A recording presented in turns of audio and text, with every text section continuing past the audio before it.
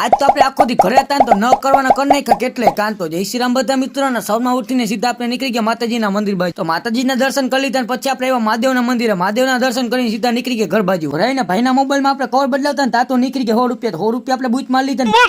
બીજું નવું કવર ચાલી દીધું. કાલ નતા 2 લાખ નું લીધું ઈઓ.